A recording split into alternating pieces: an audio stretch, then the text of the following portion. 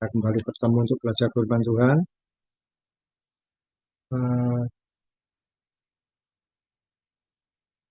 Kita akan mulai dengan berdoa. Kita berdoa dulu.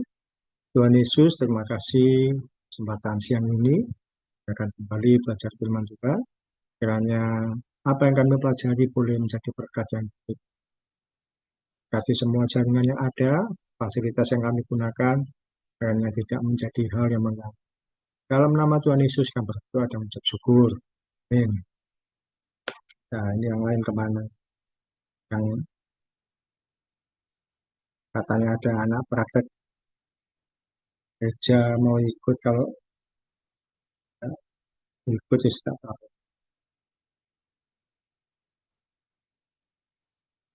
Oke, kita akan belajar satu bagian Tuhan ya, kita mulai dulu.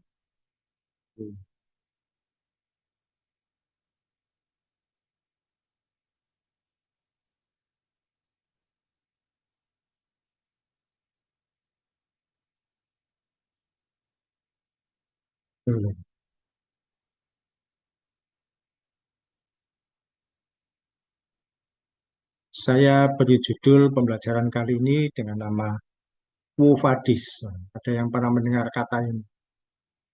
Nara pernah dengar ini atau belum? Quo Vadis.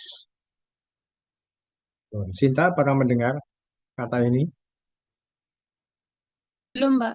Belum pernah tahu. Quo Vadis. Ya, apa Quo Vadis itu sebenarnya?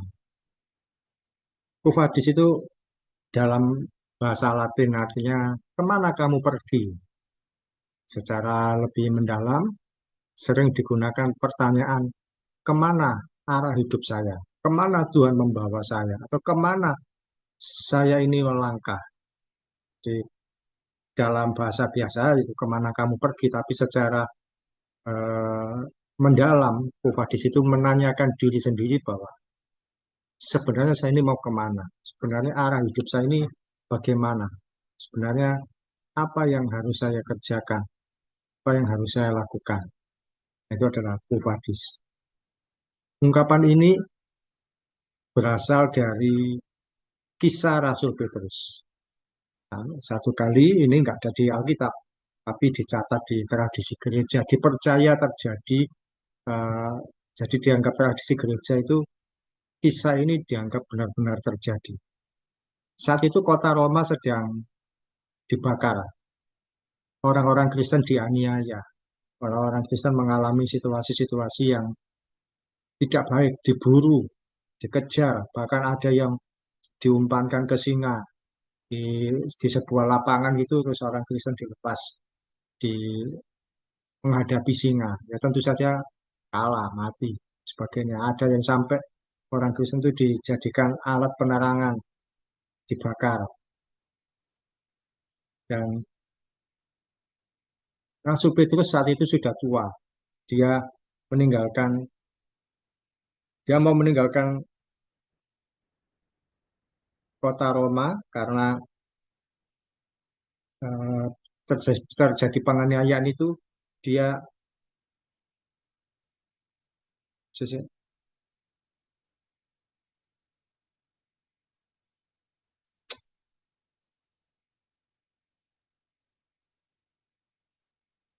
ini anak-anak. Nah, satu kali Rasul Petrus dibantu oleh murid-muridnya, dia keluar dari kota Roma. Dia mau menghindari penganiayaan. Dan ketika dia keluar dari kota Roma, di luar kota, dia tiba-tiba kok bertemu dengan Tuhan Yesus. Dia keluar dari kota Roma, Tuhan Yesus berjalan masuk menuju Roma. Padahal kan Tuhan Yesus sudah terangkat ke surga. Sudah sekian lama Tuhan Yesus tidak ada bersama murid-muridnya. Dan ketika dalam perjalanan, ini siapa yang kata? Halo, selamat pagi.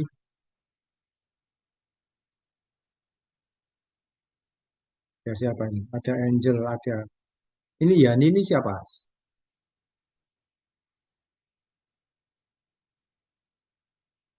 Ya. Oh, ini Silva itu ya? Yang baru mungkin, Mbak. Oh, iya. Ini Silva itu ya. Salam, selamat pagi. Shalom Pak. Oh ya, ini yang Silva itu ya.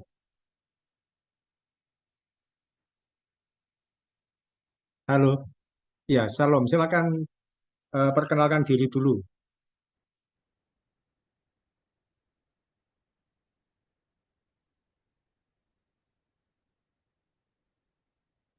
Selamat bergabung. Silakan. Ya, Nama saya Payani. Bisa dipanggil Yani, Silva juga bisa.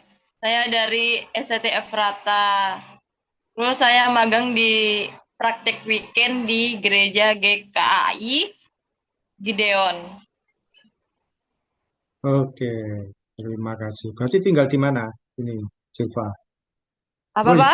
tinggal sekarang semester berapa? Semester 5. Oh, sudah semester 5. Juga mendekati akhir. Ya, puji Tuhan. Selamat bergabung. Kita belajar firman Tuhan ini Ya, sama teman-teman yang di sini. Oke, saya ulangi sharing yang saya sampaikan untuk pembelajaran firman Tuhan kali ini. Jadi, komsel kita ini atau pembelajaran firman Tuhannya ya sederhana saja saya sampaikan perbagian-perbagian nanti kalian ada bagian yang kalian cerita atau diskusikan atau berbagi kesaksian hidup singkat. Ya, saya hari ini menyampaikan dengan judul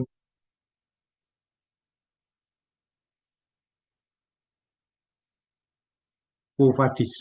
Sekali lagi saya akan ulang ini. Tadi Sinta sama Nara sudah mendengar. Kufadis. Kufadis itu artinya apa? Eh, Kufadis adalah ungkapan dalam bahasa Latin yang artinya kemana kamu pergi, kemana engkau pergi. Ya, dalam arti ketika ini ditanyakan kepada diri sendiri, kufadis artinya apa? Kemana saya akan melangkah? Kemana arah tujuan hidup saya? Kemana saya akan melangkah? Saya ini sebenarnya sedang kemana? Nah, itu adalah pertanyaan yang secara refleksi dalam diri kita. Sekali lagi, kufadis artinya kemana engkau pergi? Tapi secara eh, hati, secara refleksi, secara batin, itu lebih kepada bertanya, kemana saya akan melangkah? Kemana arah hidup saya akan dituju? Itu adalah kufadis.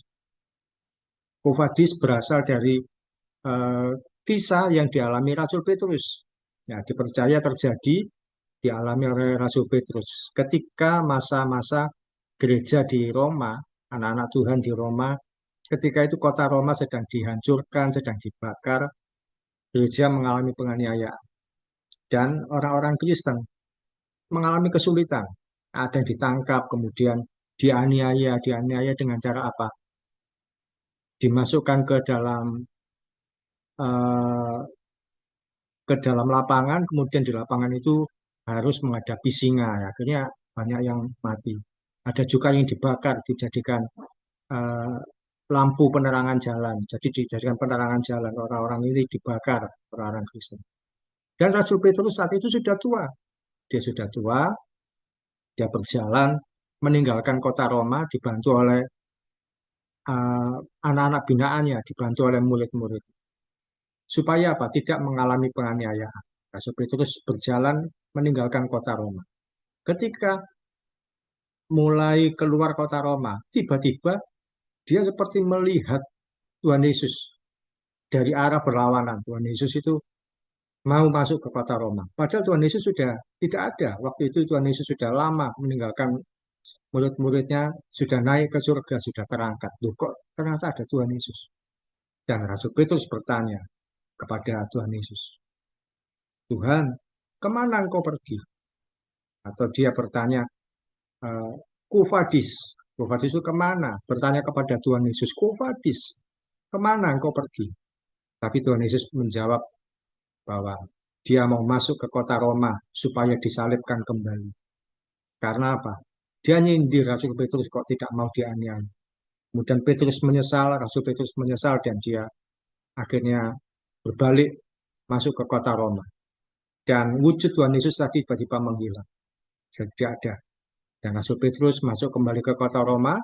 Tidak lama dia ditangkap oleh prajurit Romawi dan Dia dihukum dengan cara mati dengan cara disalibkan terbalik. Jadi Petrus itu matinya dengan cara disalib, tapi ketika disalib dia berkata, aku tidak layak disalib seperti Tuhanku. Aku mau disalib. Akhirnya dia mati disalib terbalik. Yaitu tentang kisah Rasul Petrus dan dia bertanya kepada Tuhan Yesus yang berjalan itu, Quo Vadis. Itu merupakan pertanyaan iman. Kemana arah hidup saya? Saya sebagai seorang Kristen ini sebenarnya sedang melangkah kemana? Mengikuti kehendak Tuhan atau saya justru meninggalkan Tuhan? Pertanyaan yang menjadi refleksi kita. Oke, sharing pertama, Khotbah 12 ayat 1, Sinta, minta tolong bacakan. Pengkhotbah 12 ayat 1. Ingatlah akan penciptamu pada masa mudamu, sebelum tiba hari-hari yang malang dan mendekat tahun-tahun yang kau katakan, tak ada kesenangan bagiku di dalamnya. Ya, ini kalimat yang seringkali dikutip, ingatlah penciptamu pada masa muda. Ya, mumpung masih muda, ingatlah pencipta. Sebelum tiba hari-hari yang malam itu apa? Sudah tua, tidak ada kesenangan. Orang kalau sudah tua kan ya tidak bisa merasakan kesenangan, sudah nggak bisa ngapa-ngapain. Jadi ketika masih muda, ingatlah pencipta. Angelin masih ada, Mazmur 119 ayat 9, bacakan, silakan. Mazmur 119 ayat 9, dengan apakah seorang muda mempertahankan kelakuannya bersih, dengan menjaganya sesuai dengan firman-Mu. Nah, sebentar, Angel, diulang lagi, bacanya jangan terlalu cepat. Nah, ditata, supaya orang bisa mendengar. Silakan, diulang lagi. Mazmur Lambat. 119 ayat 9, dengan apakah seorang muda mempertahankan kelakuannya bersih, dengan menjaganya sesuai dengan firman-Mu. Iya, jangan terlalu cepat. Tuhan. Sharing pertama saya beri judul, poin pertama, masa muda cintai Tuhan. Nah, ada banyak orang yang menganggap ringan masa muda, karena merasa masa hidupnya masih panjang, kesempatannya masih banyak, jalan hidup bisa diatur apa, terserah saya berbuat begini, ya tidak apa-apa, nanti salah minta ampun lagi ke Tuhan. Ada banyak orang menganggap ringan masa muda. Kalau sekarang ini banyak situasi-situasi anak-anak muda dalam berbagai hal yang dilakukan, mereka banyak menyia-nyiakan. Ada yang menabrakkan diri ke truk hanya untuk menabrakkan diri ke kendaraan bermotor hanya supaya masuk konten. Sebenarnya tidak menabrak, ya menabrakkan diri, artinya ada yang meninggal dan sebagainya. Ada yang hidup secara bebas karena merasa bahwa tidak apa-apa atau semua orang juga melakukannya. Seterusnya. Firman Tuhan mengajarkan untuk kita mengingat pencipta, tadi yang dibaca oleh Kak Sinta. Ingatlah penciptamu pada masa mudamu. Kata mengingat ini artinya apa? Mencintai. Mencintai Tuhan, memperhatikan, dan juga menaruh rasa hormat. Jika kita mengingat Tuhan, artinya kita mencintai Tuhan, memperhatikan Tuhan, dan kita menaruh rasa hormat pada Tuhan. Bagaimana caranya kita mencintai Tuhan? Terutama dengan apa? Hidup tertib dalam perenungan firman Tuhan. Ya karena itu yang bisa konkret kita lakukan. Kita nggak bisa berkata, oh aku mengasihi Tuhan, aku mencintai Tuhan, aku menyayangi Tuhan, aku takut akan Tuhan. Tapi apa caranya? Cara yang utama ya, yang konkret yang bisa kita lihat, hidup tertib dalam perenungan firman Tuhan. Itu pasti. Jika kita hidup tertib dalam firman Tuhan, membaca dan merenungkan firman Tuhan, itu adalah cara kita yang utama untuk mencintai Tuhan. Karena itu eh, jangan sampai kalian kelewatan saat teduh. Jangan sampai kelewatan bacaan firman Tuhan. Kita setiap hari ada saat teduh bersama, Silva, dengan anak-anak ini, dengan teman-teman ini. Dan saat teduh inilah yang menjadi ukuran iman kita. Kalian membaca firman Tuhan itu, kemudian mencatat pesan yang didapat. Itu adalah bagian perenungan firman Tuhan. Bukan seperti tugas sekolah, tapi adalah tanggung jawab iman kita kepada Tuhan. Membaca firman Tuhan itu seperti seorang yang tahu tempat tertentu orang jual makanan. Misalkan saja eh, kalian jalan-jalan ke sebuah tempat terus kemudian makan. Di situ makan mie ayam misalkan. Makannya enak. Dan satu kali ketika berbicara dengan yang lain, Terus kalian merasa bahwa, oh iya, ada, aku tahu ada mie ayam yang enak, tapi aku lupa di mana jalannya. Pokoknya daerah sini. Terus rasanya tuh enak sekali dan harganya nggak mahal, Pak. Masih murah. Paling ya nggak lebih dari 10.000. Kita tahu, apa tidak tahu tidak tahu persis lokasinya, tapi kita tahu di situ kita pernah makan. Mungkin misalkan, oh di Food Junction, aku pernah tahu, tapi aku lupa di mana jalannya. Kita bisa cari di situ tempatnya. Kita bisa cari lebih detail. Sama seperti membaca firman Tuhan itu bisa jadi kalian tidak hafal ayatnya. Mungkin tidak tahu ayat ini ada di mana. Tapi kalian pernah mendengar. Oh iya ya, satu pernah mendengar ayat satu bagian firman Tuhan seperti ini. Ketika kita tertib membaca firman Tuhan, bisa saja kita tidak tahu di mana kitabnya, pasalnya, dan ayatnya. Tapi tiba-tiba teringat bagian firman Tuhan tertentu. Misalkan dalam kondisi apa nggak ada uang, bingung harus bagaimana, khawatir, tiba-tiba teringat ayat gini. Burung di udara Tuhan pelihara. Bunga di ladang Tuhan yang mengurus. Burung yang tidak bekerja Tuhan pelihara. Tentu saya juga dipelihara. Apalagi manusia dipelihara. Kita nggak tahu ayat itu di mana. Tapi ingat, burung di udara Tuhan pelihara. Karena ada kata-kata itu. Akhirnya menjadi kekuatan bagi kita. Oh iya, burung saja Tuhan pelihara. Apalagi saya manusia lebih berharga dari pernah mendengar dari pendeta yang berkhotbah, pernah mendengar dari mana, dari YouTube atau dari siapa. Pokoknya pernah tahu. Tapi lupa ayatnya. Dan itu menguatkan kita. Kita memang masih muda, manfaatkan kesempatan hidup dengan mengasihi Tuhan. Sebab belum tentu kita mencapai usia tua. Karena itu sekarang ini masih muda. Gunakan sebaik mungkin untuk mengasihi Tuhan. Mencintai Tuhan. Bahkan ketika Tuhan izinkan kalian masuk usia tua, kalian akan aman. Sebab perjalanan hidup di masa muda dilalui bersama dengan Tuhan. Coba kalau masih muda tidak menjalani hidup dengan Tuhan. Nanti saja kalau saya sudah dewasa, nanti kalau sudah tua, ya belum tentu mencapai usia tua. Tapi kalau mencapai usia tua tapi masa mudanya tidak bersama dengan Tuhan, ya hidupmu akan apa berantakan dan mau kembali ke masa yang lalu nggak bisa. Saya pernah menjumpai seorang yang ketika sakit berkata, ketika saya temui, terus mulai berjanji, nanti Pak kalau saya sembuh saya mau melayani Tuhan. Lah, ngapain nunggu berjanji ketika sakit? Ya nggak bisa, nggak ada artinya. Sakit berjanji mau melayani Tuhan bagaimana caranya? Nggak bisa. Ya sakit ya sudah urusi sakit. Karena nggak lama kemudian orang tua. Buat apa berjanji ketika sudah sakit? Ketika sudah tua pun berjanji, saya mau melayani Tuhan. Ya buat apa? Nah masa-masa yang lalu aku masih sehat, masih kuat, kemana saja. Quote yang pertama, nah ini saya buat dalam bentuk gambar. Saya selalu ngasih kata-kata quote, kata-kata motivasi. Hiduplah seolah-olah umurmu nggak panjang lagi, sehingga menjalani hidup dengan serius. Tapi juga hiduplah seolah-olah umurmu masih 1.000 tahun, sehingga ada kesempatan lebih baik, kesempatan lebih banyak untuk berbuat yang terbaik. Kalau kamu merasa bahwa hidupku ini nggak lama, mungkin besok, mungkin hari ini ada terakhir, besok belum tentu saya ada. Kan kita juga tidak tahu situasi besok. Karena itu kerjakan hari ini hidup kita dengan serius.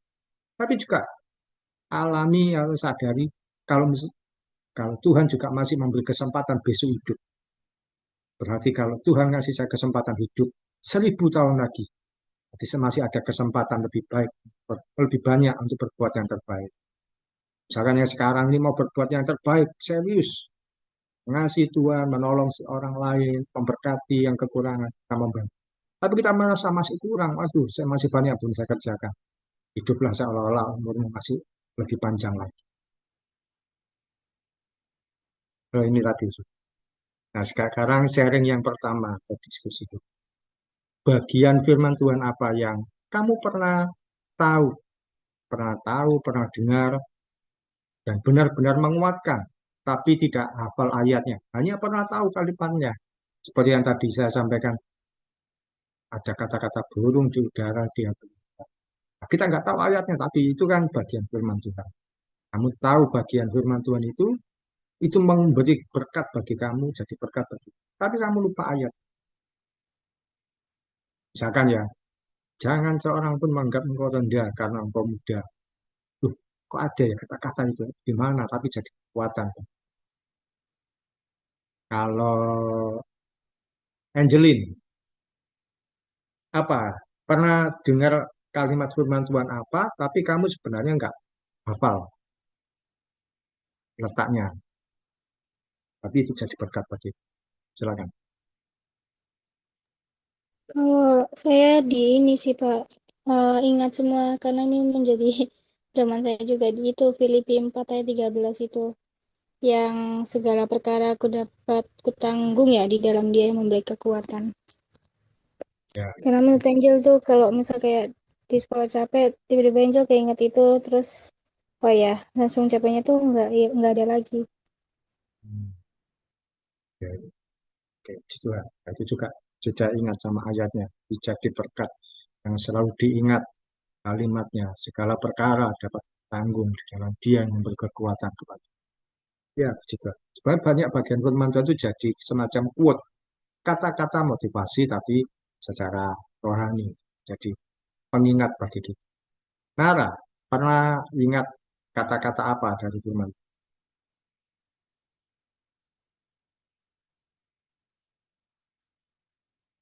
Mungkin lupa di mana, tidak apa-apa, tapi ingat bahwa, oh ini firman Tuhan, di kekuatan.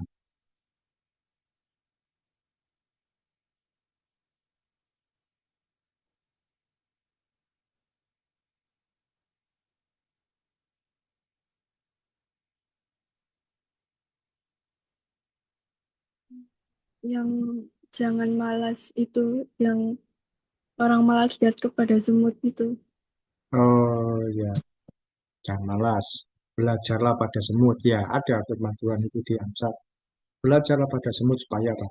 Jangan kita menjadi orang siap. Apa-apa. Seperti itu. Jadi, tahu oh ini ada bagian firman Tuhan seperti ini. Tapi aku lupa di mana kok apa ayatnya.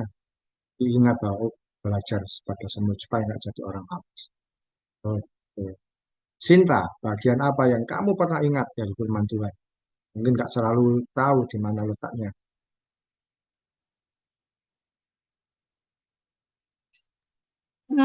Bukan menguatkan sih, Pak.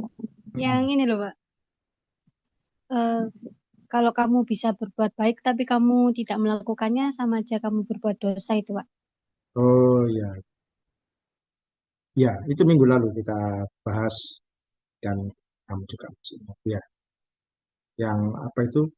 Yakobus 4 ayat 17. Kita tahu berbuat baik, tapi kita tidak melakukannya. Itu sebenarnya sedang berbuat dosa. Di dosa itu kita tahu berbuat baik, tapi kita tidak melakukannya. Dosa. Ya minggu lalu kita pelajari itu juga saya sampaikan di pada gereja sore. Kalau Silva, apa bagian firman Tuhan apa yang kamu itu ingat kata-katanya saja, tapi ya nggak selalu tahu ayatnya di mana. Ada enggak? Kalau dari saya, Pak, dari 1 Timotius pasal 4 ayat 12 dikatakan janganlah seorang pun menganggap engkau rendah. Oh, iya. Jangan cara pun menganggap engkau rendah karena engkau muda. Kata-kata itu kan. Karena apa? Seringkali orang-orang muda itu diremehkan. Pas, gak bisa, kamu gak punya pengalaman. Ya, ada firman Tuhan menguatkan. Jangan seorang pun menganggap engkau rendah karena gak boleh diremehkan. Gitu kan. Itu poin pertama yaitu cintai masa muda cinta itu. Sebelum akhirnya kita menyesal. Ya, kalau sudah tua, kemudian mau sungguh-sungguh pada Tuhan, ya memang nggak ada kata terlambat ya. Tapi mau balik lagi ke masa-masa yang lalu kan sudah nggak bisa. Nah, masih kesempatan, masih muda itu masih kuat, masih punya banyak tenaga. Kita melakukan yang terbaik untuk kita. Ya minimal untuk baca firman Tuhan kita masih kuat. Orang-orang sudah tua mungkin sudah tidak kuat baca firman Tuhan karena masalah di mata, mungkin cuma mendengar bisanya. Ada juga yang sudah tidak bisa mendengar. Nah, masih muda, ayo tertib hidup dalam kebenaran firman Tuhan. Minimal dengan membaca. Bagaimana kita mengasihi Tuhan kalau kita nggak pernah.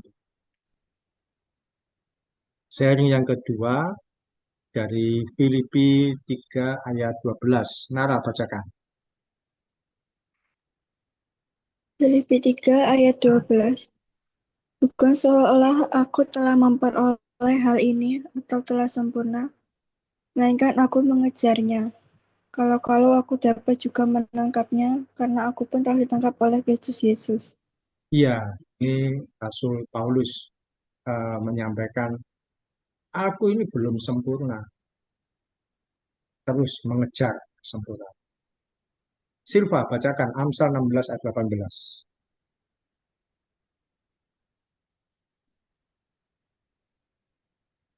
Amsal pasal 16 ayat 18, kecongkakan mendahului kehancuran dan tinggi hati mendahului kejatuhan. Ya, kencokaan mendahului kehancuran, dan tinggi hati mendahului kejatuhan. Apa artinya? Rasul Paulus mengajarkan pada kita untuk tidak cepat puas pada diri sendiri, kepada pengalaman rohani masa lalu, terus meningkatkan iman dalam Yesus. Mungkin kita bisa bercerita, oh di masa-masa yang lalu saya melayani Tuhan, di masa-masa yang lalu saya berdoa dapat mujizat, di masa-masa yang lalu saya itu apa yang saya minta Tuhan sediakan. Nah, itu kan masa-masa yang lalu. Tapi jangan berhenti pada pengalaman yang baik di masa lalu, tapi terus kejar untuk hal yang terbaik saat ini. Raja Salomo pun mengingatkan bahwa orang yang sombong atau cepat puas diri akan jatuh dalam gancuran. Kecongkaan itu apa? Merasa puas diri. Saya sudah bisa, saya sudah baik, saya sudah aman. Itu pencongkaan gancuran. Jangan merasa cepat puas dengan pencapaianmu saat ini. Pacu hidupmu lebih maksimal lagi. Pun sekarang sudah aman, sudah baik, sudah apa namanya mencapai banyak hal yang selama ini diimpikan. Tapi jangan cepat puas. Terus pacu hidupmu lebih baik lagi. Kejar yang terbaik. Yang terbaik dapat kejar yang lebih baik lagi. Yang lebih terbaik lagi. Karena apa? Hidup kita selama masih Tuhan beri kesempatan. Lakukan yang maksimal. Lakukan yang terbaik. Jangan cepat puas. Ya, kita boleh bersyukur dengan apa yang sudah berikan saat ini. Tapi jangan cepat puas dengan apa yang sudah kita hasilkan atau pencapaian. Rasul Paulus mengajarkan untuk tidak cepat puas ya. Sudah, oh sama saya nulisnya. Quote yang kedua, Tuhan memang melihat hati kita, namun manusia melihat keterampilan tangan kita. Ya, artinya bahwa Tuhan mau kita ini mengalami kehidupan yang lebih baik. Terus tingkatkan kehidupan kita dengan maksimal. Yang terbaik yang bisa kita lakukan. Jangan cepat puas, jangan hanya pada situasi rata-rata. Nah, sekali lagi Tuhan memang melihat hati. Manusia melihat keterampilan tangan kita. Jangan, artinya begini, jangan merasa bahwa, oh aku nggak bisa apa-apa, nggak apa-apa. Kan Tuhan itu melihat hati saya. Aku nggak bisa berbuat yang itu, nggak apa-apa. Kan Tuhan melihat hati saya, hati kita. Enggak. Memang iya Tuhan melihat hati kita. Tapi manusia itu melihat keterampilan kita. Misalkan, apa Sinta dalam pekerjaannya, banyak salah, banyak kelirunya, banyak gagalnya. Jangan merasa, malas, tak apa-apa, aku gagal, Tuhan melihat hati. Tidak, belajar lebih baik. Kenapa ya saya bisa salah ngerjakan ini? Atau si Nara dan Angel yang masih sekolah, nilaimu mungkin pas-pasan. Jangan hanya seperti itu, kerjakan yang terbaik. Tuhan memang melihat hati kalian, tapi manusia melihat bagaimana eh, kamu menghasilkan sesuatu dari studi, dari pembelajaran. Yang kemarin ketika nilainya masih ya 8 ke bawah. Bagaimana sih kok saya, bagaimana kok teman saya bisa mencapai nilai 9? Nah, kalian belajar lebih baik lagi. Oh, ternyata bisa. Ternyata seperti ini. Kerjakan. Seperti. Manusia melihat keterampilan tangan kita. Manusia nggak melihat hati. Tapi bagaimana kita menghasilkan sesuatu. Oh, ini yang kedua, yaitu dari Quo Vadis. Jangan puas dengan diri sendiri. Orang yang puas, dia tidak akan mau belajar. Orang yang puas dengan diri sendiri, tidak akan pernah mau meningkatkan kemampuan. Ketika saya mulai belajar untuk menyampaikan firman Tuhan waktu SMP kelas 9, kok ternyata saya masih belepotan, bingung bagaimana mengakhirinya. Saya perbaiki lagi ketika SMA, kemudian ketika melayani Tuhan, oh ini yang harus saya sampaikan, ini yang tidak boleh saya bicarakan, yang boleh. Kalau misalkan kalimat itu ternyata membuat orang berpikiran yang jelek, saya tidak boleh sampaikan dalam penyampaian firman. Semua saya pelajari sampai akhirnya saya bisa menyampaikan dengan baik firman Tuhan. Sharing yang kedua, diskusi yang kedua, apa yang menjadi impianmu ke depan dari 10 tahun saat ini, dari 10 tahunmu sekarang ini? Jangan hanya puas di posisi yang sekarang, tapi terus kejar yang terbaik. Kira-kira apa yang menjadi impianmu ke depan dari, mungkin kalau kira-kira dihitung itu 10 tahun dari saat ini, apa yang menjadi impianmu ke depan? Apakah masih ada? Ini Kak Firmina maksud. Kita akan segera selesai. Kalau Angel, apa yang menjadi impianmu ke depan?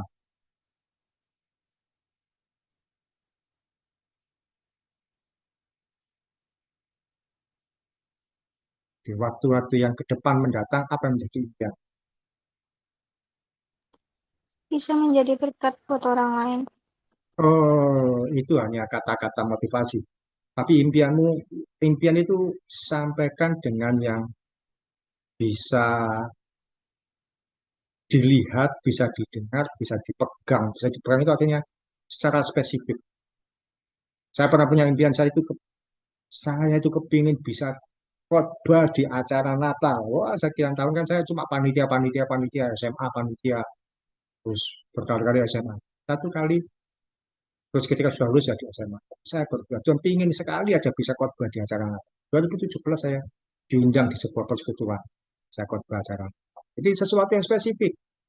Apa kira-kira?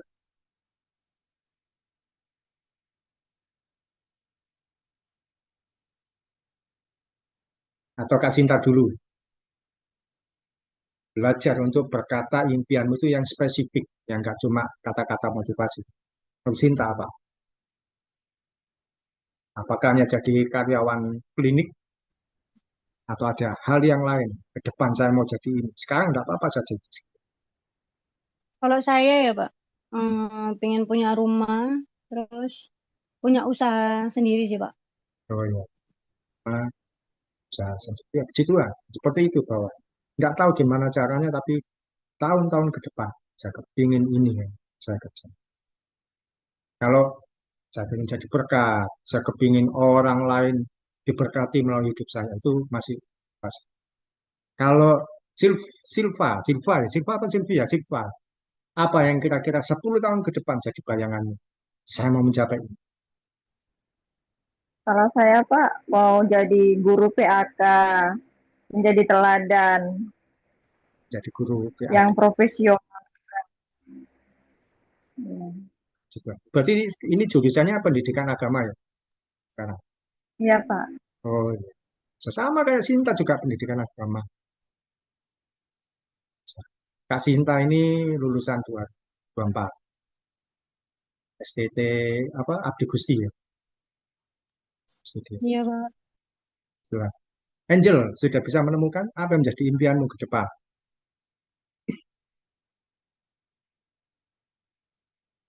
Belum.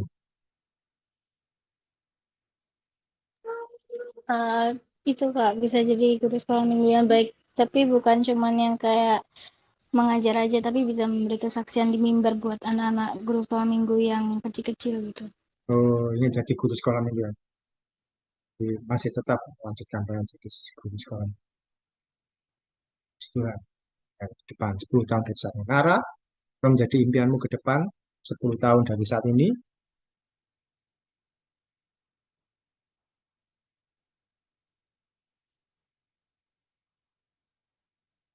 Mana Nara? Masih ada? Silakan. Apa kira-kira? 10 tahun dari saat ini berarti umurnya 20-an ya. 4.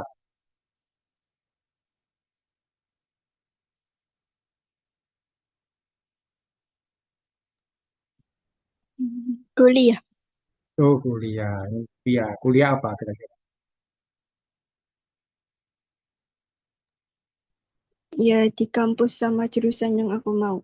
Oh, belum tahu kira-kira apa ya. Oh, ingin kuliah di Jogja. Ya, gitu kan. Ini adalah pembelajaran kita hari ini tentang Kufadis, yaitu kita mau kemana dalam masa-masa hidup kita. Yang pertama, eh, di masa muda, cintai Tuhan. Kalau orang mencintai Tuhan, arah hidupnya akan semakin jelas. Tuhan bukakan. Tapi kalau tidak mencintai Tuhan, dia akan nabrak-nabrak, bingung apa yang harus dilakukan. Dua, jangan puas dengan diri sendiri. Kembangkan kemampuan. Ini yang bisa saya lakukan, yang bisa saya kerja. Itulah